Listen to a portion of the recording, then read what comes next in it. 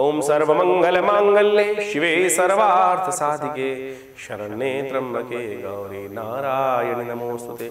नमस्कार, स्वागत है आपका आचार्य वाणी में। मीन राशि वालों के लिए आज का दिन विशेष तौर पर दिसंबर का आरंभ काल क्या कुछ लेकर आने वाला है, क्या से ग्रहों का योग बनने वाला है और किन मार्गों से आपके लिए भाग्योदय होने के योग बनने वाले हैं, ये सारी बातें हम बताने वाले हैं। जी हाँ, भाग्योदय के योग बनने वाले हैं, इसलिए कह रहे हैं क्योंकि भाग्य में ही बड़े इंपॉर्टेंट ग्रह चल रहे हैं। मंगल, सूर्य, ये सब आपके भाग्य में बैठे हैं और साथ साथ भाग्य को देख भी रहे हैं शनि महाराज। बस यही समस्या उत्पन्न हो गई है।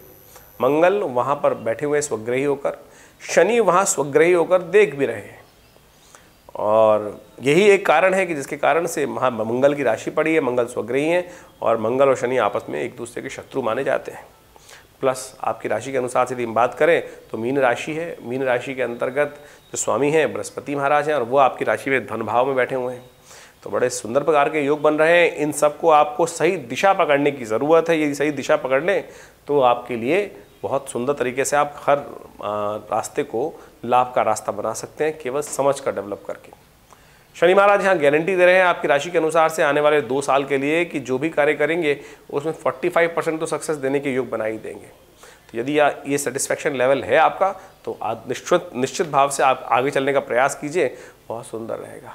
लेकिन समस्या इन दिनों विशेष तौर पर दिसंबर में ये चल रही है कि 27 दिसंबर तक तो शनि मंगल का टकराव है आपकी राशि के अनुसार से। और जैसा हमने आपको बताया कि शनि और जो मंगल का योग कहाँ कहाँ चल रहा है आपका। दूसरा, आपको एक समझ लीजिए कि बृहस्पति और शुक्र का टकराव भी चल रहा है जो 25 दिसंबर तक विद्यमान रहेगा।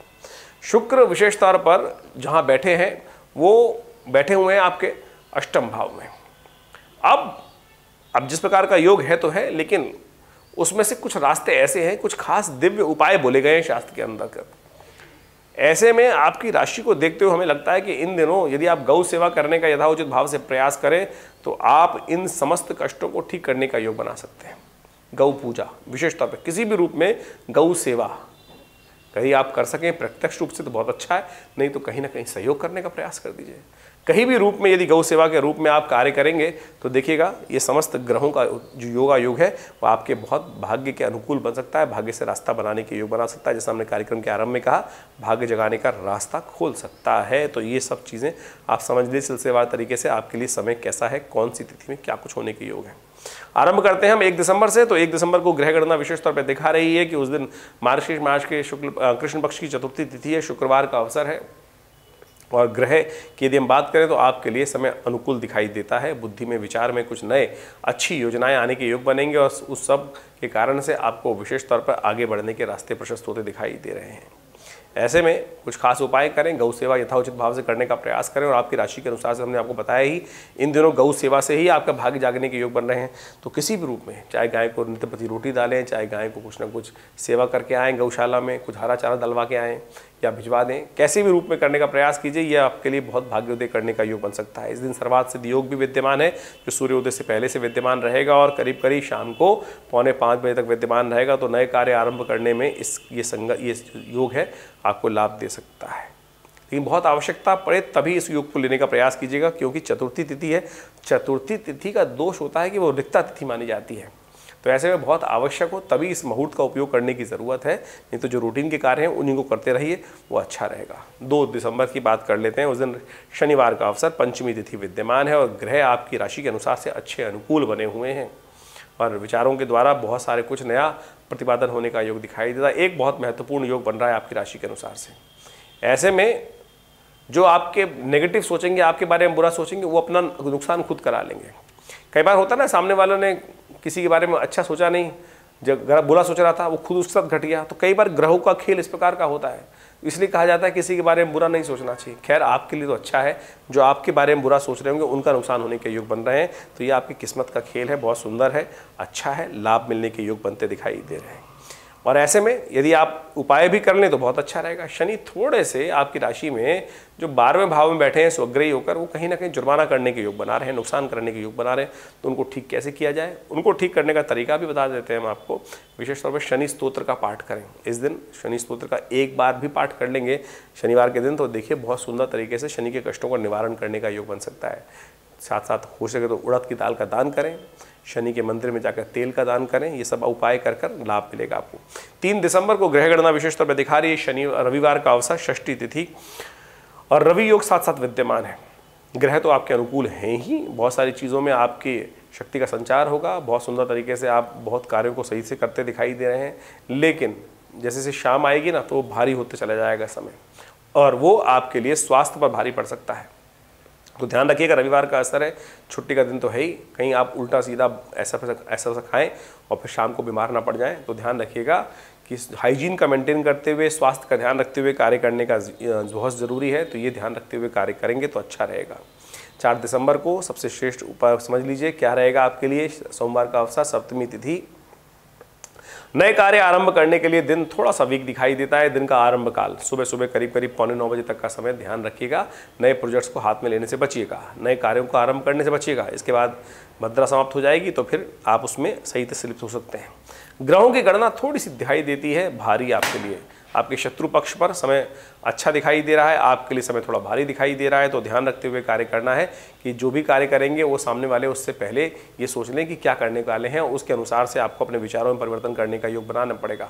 स्वास्थ्य के दृष्टिकोण से भी समय थोड़ा भारी दिखाई देता है। चावल का दान करना आपके लिए अच्छा रहेगा। महामृत्युंजय मंत्र का जप करें, सोमवार का दिवस है, ये शिष्ट रहेगा। 5 दिसंबर को मंगलवार का अवसर है और ये बहुत ही इंपॉर्टेंट तिथि है। कार्तिक विशेष तौर पर यदि मार्गशीर्ष की बात करें तो मार्गशीर्ष अष्टमी जो है, कृष्ण पक्ष की अष्टमी, काल भैरव जयंती रूप में मानी जाती है। भगवान शंकर का खासतौर पर उस दिन विशेष स्तवन करने का दिन होता है। शास्त्रों के अनुसार से जो कथा चलती है, उस दिन कहा जाता है कि ब्रह्मा जी में और विष्णु जी में जिस प्रकार से आपस में विवाद उत्पन्न हुआ और जब कौन बड़ा है इसके ऊपर विचार किया गया, तो दोनों के युद्ध को रोकने के लिए, विचार को सही करने के लिए एक बीच में जो कहा जाता है कि एक विशाल स्तंभ दोनों के बीच में उपस्थित हुआ और दोनों से कहा गया कि एक इसका पता लगा गया है का ऊपर कौन सा है, एक पताल पता करके आए। कहा जाता है कि ब्रह्मा जी जो हैं बगुला बन के ऊपर गए और भगवान विष्णु वराह रूप धारण कर कर पृथ्वी के नीचे इसकी पताल का पता लगाने के लिए गए।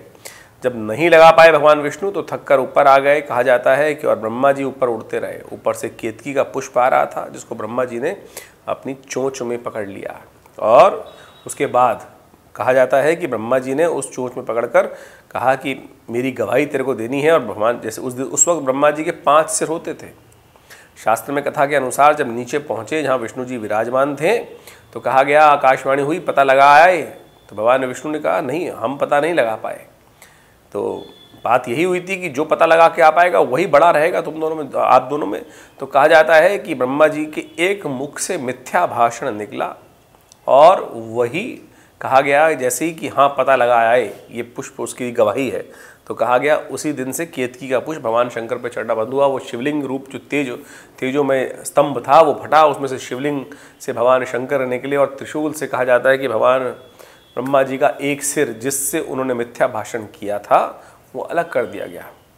ये कथा काल भैरव की है और इसके बाद से ही उस दिन से कहा जाता है कि भगवान विष्णु शंकर की इस शिवलिंग के रूप में प्रतीकात्मक तौर पर ईश्वर एक है, इस रूप में शिवलिंग की पूजन आरंभ हुआ। हमने भी इस दिन बड़ा विशेष यज्ञ आश्रम पे रखा है और आप सब लोग भी इस यज्ञ में सम्मिलित होकर सुंदर तरीके से परमात्मा का भजन करने का सुंदर अवसर रहेगा। आप इसको उठाने का प्रयास कीजिए लाभ। सुंदर तरीके से परमात्मा का भजन करने का कार्यक्रम रखा गया है। काल भैरव मंगलवार का दिन, काल भैरव जयंती, तो आश्रम पे रखा गया है। सुंदर तरीके से भगवान शिव का पूजन, भगवान शिव का यज्ञ और साथ साथ सुंदर कांड जो शाम को 5 बजे से आरंभ होगा कार्यक्रम और करीब करीब रात्रि में 9 बजे तक, 10 बजे तक भंडारे के साथ समाप्त होगा। आप भी इस समय सम्मिलित हो सकते हैं।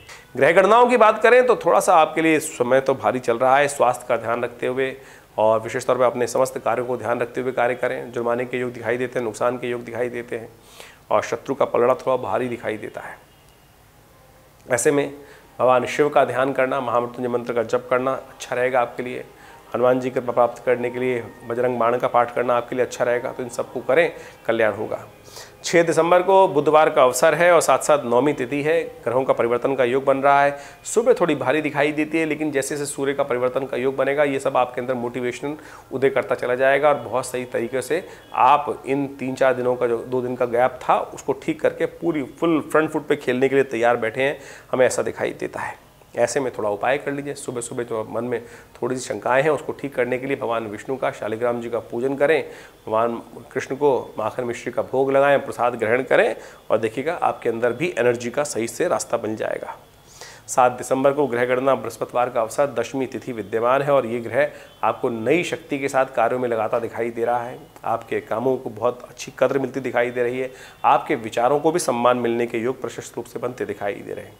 ऐसे में यदि अच्छा ये उपाय रहे कि जो भी भोजन करें उसमें थोड़ा सा केसर युक्त भोजन करने का प्रयास कीजिए। केसर का तिलक भी कर लेंगे तो केसर आपके लिए आपकी जीवनी शक्ति को संचार करने के योग बनाने वाला है। दूध, चाय जो भी दें उसमें थोड़ा सा एक पाल केसर का डालकर फिर भगवान शिव का आशीर्वाद लेते हुए कार्य करने का प्रयास करें। गुरुजन का आशीर्वाद देते हुए कार्य करने का प्रयास कीजिए, कल्याण होगा। 8 दिसंबर को उत्पन्ना एकादशी का योग बन रहा है और ग्रह योग आपके लिए अनुकूल बने हुए हैं और जो भी आप कार्य करेंगे उसमें अच्छा योग बनता दिखाई दे रहा है सुंदर तरीके से। बस थोड़ा सा ध्यान ये रखें कि आपकी राशि के अनुसार से जो विशेष तौर पर आपके लिए उचित रहेगा कि खर्चे ना बढ़ने दें, ज़्यादा अननेसरी खर्चे जिम्मे ना पड़े, इस बात का ध्यान रखते हुए कार्य करेंगे तो अच्छा रहेगा। उत्पन्ना एकादशी है, भगवान विष्णु का विधिवत पूजन करें, व्रत रखने का प्रयास करें। सर्वार्थ सिद्धि योग भी साथ साथ विद्यमान है जो करीब करीब 11:15 बजे से आरंभ होकर उसके बाद से रहेगा। नए कार्य आरंभ करने के लिए शुभ मुहूर्त बनता दिखाई दे रहा है तो उसका लाभ मिल सकता है आपको। वहीं 9 दिसंबर की बात करें तो शनिवार का अवसर है, द्वादशी तिथि है, ग्रहों का योगा योग आपकी राशि के अनुसार से थोड़ा सा कष्ट में दिखाई देता है।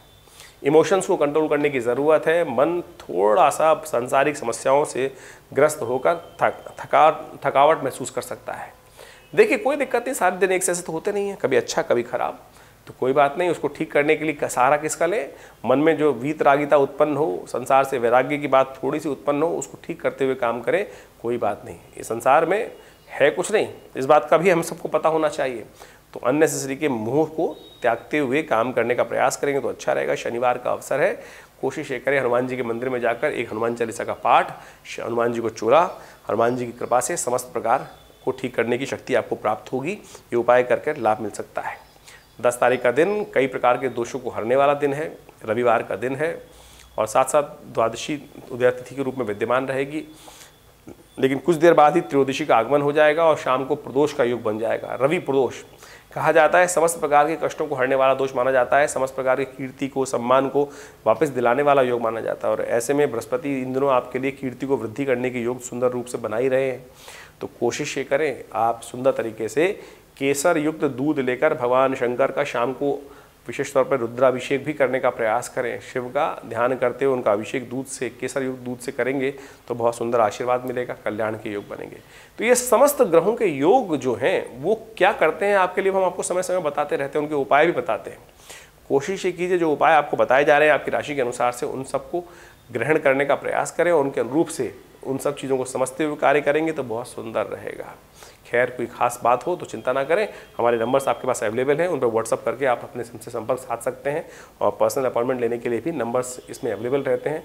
वो सब जानकारी प्राप्त कर आप सादर आमंत्रित हैं विवेकानंद योगाश्रम में। ये समस्त उपाय जो हमने आपको बताए हैं ये सब बड़े ईजी हैं, आसानी से आप कर सकते हैं। और यदि कोई दिक्कत पड़े, जैसे रुद्राभिषेक वगैरह कोई उपाय बताए जा रहे हैं, तो आप आश्रम पर भी इन सब सुविधाओं का लाभ ले सकते हैं। दिल्ली में विवेकानंद योगाश्रम लक्ष्मी नगर में स्थित है और वहाँ पर नित्य प्रति करीब 8 घंटे यज्ञ होते हैं और आप भी उन सब यज्ञों में सम्मिलित होकर सुंदर तरीके से परमात्मा का आराधन कर सकते हैं और माँ भगवती का दर्शन कर सकते हैं। समय समय पर हमारे यहाँ विशेष कार्यक्रम रहते हैं, आप सब लोग उन सब में सम्मिलित हों, ईश्वर का आशीर्वाद लें, भगवान की आराधना करें। रविवार को विशेष यज्ञ में आप सब लोग सादर आमंत्रित रहते हैं। सुबह करीब 8 बजे से लेकर 10 बजे तक ये कार्यक्रम रहता है, भंडारे का विशेष कार्यक्रम रहता है। तो उस दिन भी आप सब लोग जो भी आना चाहें आश्रम पर सादर आमंत्रित हैं, हमसे डायरेक्टली मिल सकते हैं उस दिन आकर और आप सबके जीवन में कल्याण हो। इन समस्त गतिविधियों से आप जुड़ें। धन्यवाद, नमस्कार।